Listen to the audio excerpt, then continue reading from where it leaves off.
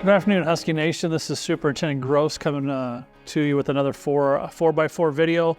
I thought this week I would take a little bit of time and talk about district calendar, snow days, and how we're going to approach those moving forward. So real quick, an overview of our district calendar. Our district certifies our calendar based on hours. However, we base that on 178 student contact days. Why 178 student contact days? Because our teachers have a 190-day contract. So we feel that the days they spent with students are valuable, so we base our calendar on 178 days. We certify hours, which allows us to bank hours, for lack of a better word. The state says you have to have a minimum of 1,080 instructional hours in a year. Because we base our calendar on 178 days, we actually started this year with 1,126 instructional hours.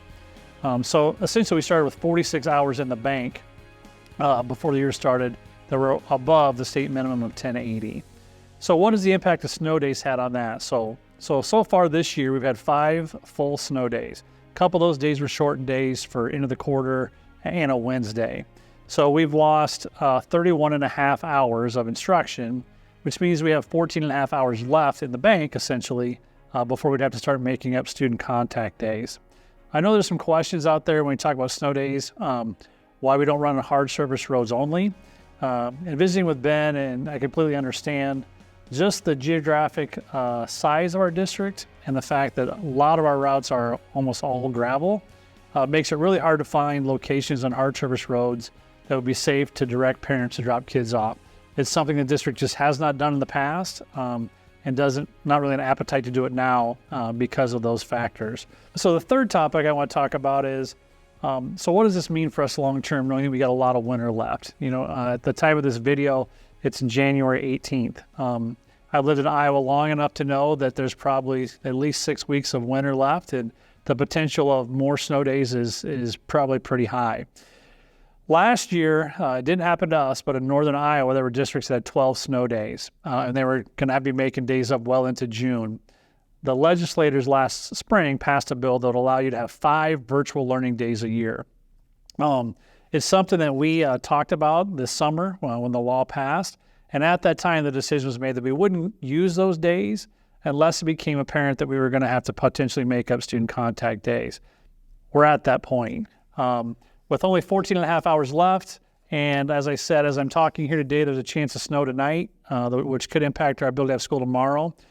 I've asked our staff to start working on virtual learning days. So you'll be getting information from me, a follow-up that's going to outline how we'd approach those. If we decide to have a virtual learning day, we would communicate that through our normal channels, social media, and then also add that to the TV links as well. So that's how we would communicate that. There'll be information coming out with an overview of how that's going to look. So look for that coming out here in this very short time frame as well. Last topic I want to talk about is activities. This week we were able to have a couple of evening activities. I typically don't like to have activities when we don't have school. However, the board policy allows me to make that decision in conjunction with the AD and principal based on conditions at the time. So if we don't have school, typically it's because the roads aren't at a point that we could run buses in a safe manner by 8 o'clock. I mean, we have a 2-hour late start. Our buses are still hitting the road at 8 o'clock. So that's when that decision is made. What are the conditions at that point in time? We know that throughout the course of a day, conditions can change, which allow maybe for us to have evening activities. So those decisions aren't made lightly. It's something we evaluate on a case-by-case basis. It won't be something we do all the time.